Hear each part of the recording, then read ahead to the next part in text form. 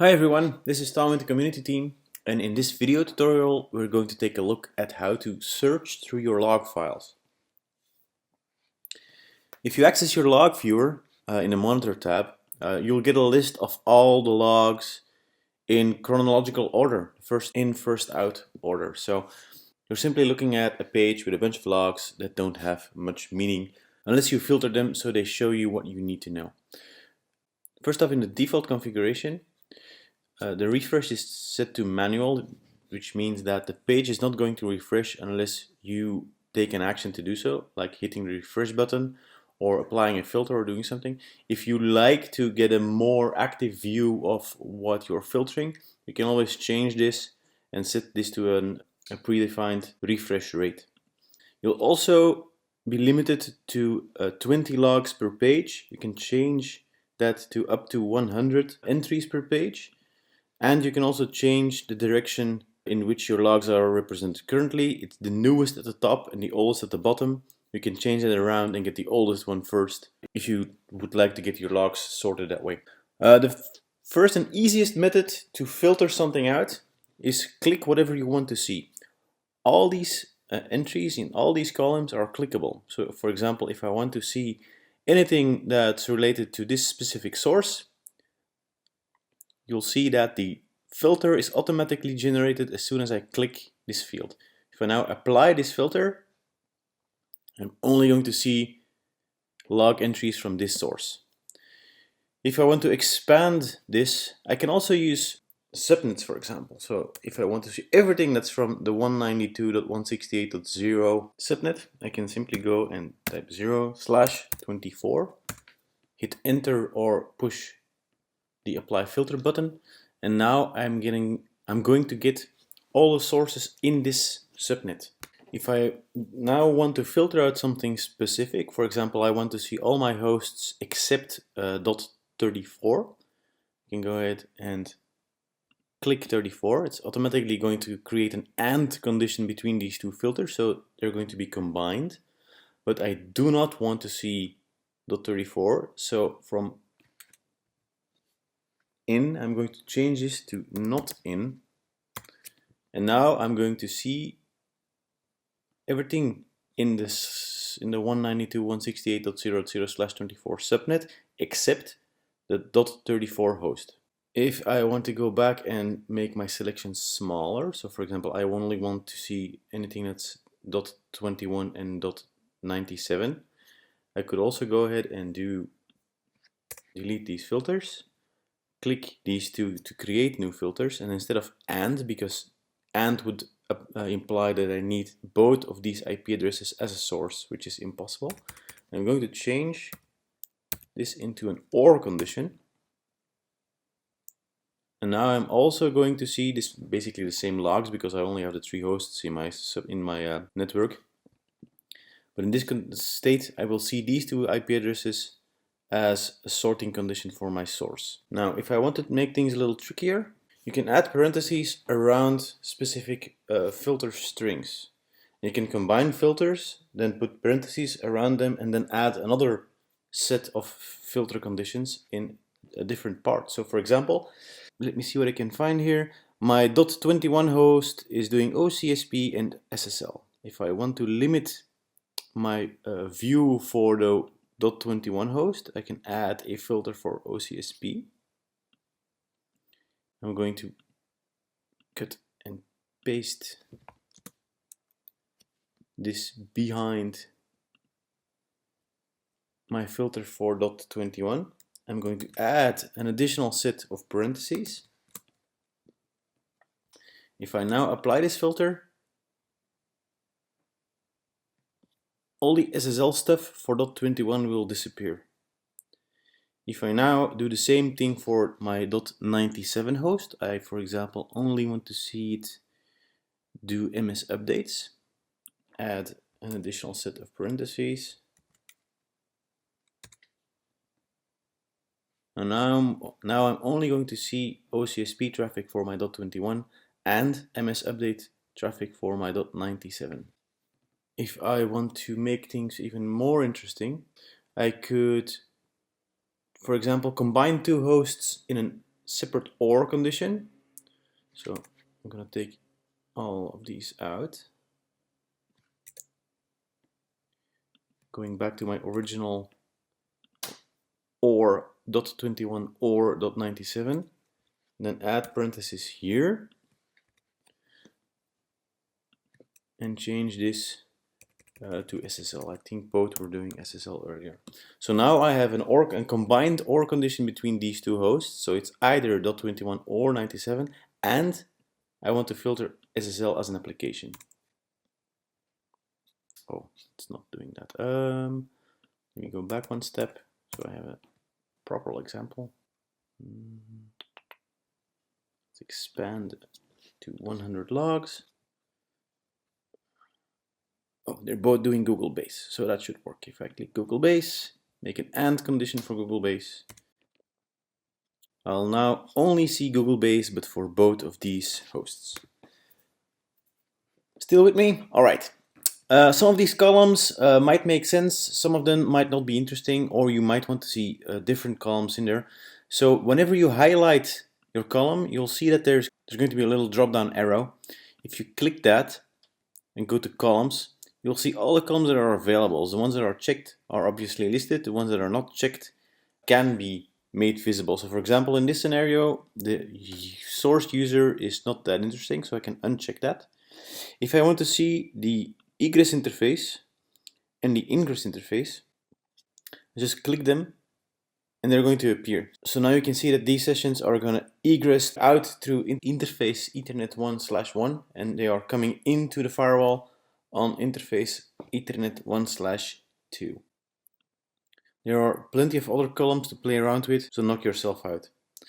Another interesting thing is, now that I've added these interfaces, you'll see that my byte count is just going to drop off to the right. If I'm going to add even more columns, so for example, I'm going to add the elapsed time, and I want to see the IP protocol, and the log action, and the NAT destination. No, that I don't have. NAT applied. Let's do that. I don't have any destination IP addresses. Okay, I can do NAT source at the bottom. So right now I have a whole bunch of information and I need to scroll all the way to the right to see any of it. What I can do is use this drop down again and adjust columns. This is going to try and squeeze everything so that it becomes more readable. There. We still don't have everything on the screen, but now everything is more compact and tidier. So if I really want to, I can still move this. Go ahead and adjust again. And then I can also still manually squeeze columns. If I know what this means, I can just squeeze it myself so it's even tighter, and I have a nice overview of all the things I want to see. If something is in a location where you don't want it, you can go ahead and drag it to a different location that's better for you. So if you want to have those interfaces at the end, that's perfectly fine. Now that we have this sorted, let's go take a look at the filter creator. There's a little tool that you can use to create filters for you, so you can make things a little more complex. If you click this little plus sign, you'll get the log creator, and first thing you can select is the connector, then all the attributes, and then operators and values are going to be automatically populated depending on the attributes you choose. So for example, if I want to create a filter similar to the one I already have, I would go and select attribute application. Is present simply means that there needs to be an application identified. Equal means is the specific application. Not equal means I don't want to see anything that's related to this application. So we're going to go and do equal Google Base, and as you can see, the applications already are being pre-populated as I type, so that you can simply go and click. Then if your filter looks fine, you do add, and you see that it gets added in the filter field without closing this window, which is easier if you're going to be building a complex string of filters.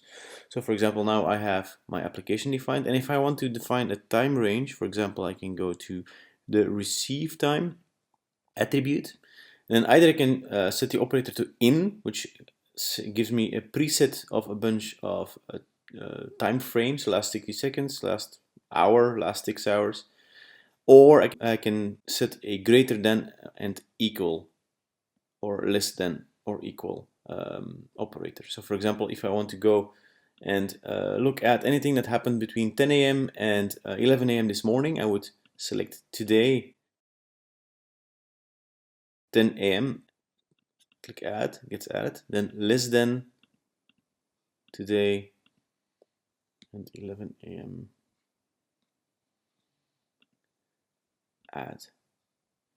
If I now close and remove my previous filters and hit the apply, I only have one entry that matches my filter for today, between the hours of 10 and 11 in the morning. Let's go build a slightly more complex filter. So I'm going to delete this one, go back into my filter builder, and if I want to go and create a similar filter as we started off with, so for example, I want to see anything in the source IP range, source address 192.168.0.0/24, add, and I don't want to see anything that's related to the 21 host. Let's simply go ahead and add that, and it's going to apply that filter for me, which is great. Everything except 21. The only disadvantage here is the filter builder is not going to be able to add parentheses for you, so you need to build your filters one by one and then add the parentheses where needed. So if we go back, delete this one and go and create a new one. So I want to go and combine two IP addresses as we did before. So the source address is equal to 192.168.0.21, and I create an OR condition for my 94 host.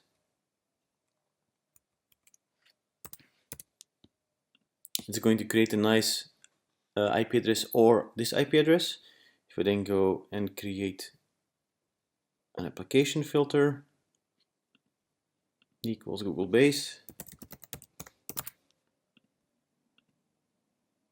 with an no, sorry, I need an AND condition.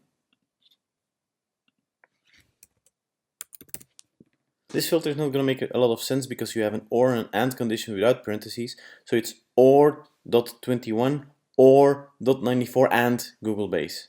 So you'll get a lopsided end result. It might not match what you're looking for. So add the parentheses manually and you're back to where you need to be. Everything is filtered out. You're only looking for Google Base for these two IP addresses. So let's quickly go over a couple of details again. There are two ways to negate a filter. Either use it negate on the connector, or if you are adding an operator that supports an attribute that supports it, a negate on the operator. The difference is that the negate action in the connector is going to add a not in between filters. So where you add a second or third or a string of filters, these are going to be connected with a negative action. So for example, I have a /24 subnet. I want to see all the hosts except for that host. You would need to use a negate on the connector. But if you want to see all applications while singling out a specific application you don't want to see, you would use a negate action in the operator. Another nifty thing is if you're happy with this filter and you need to use it a lot, you can actually save it. If you go ahead and click the Save Filter button right here, you can name this filter.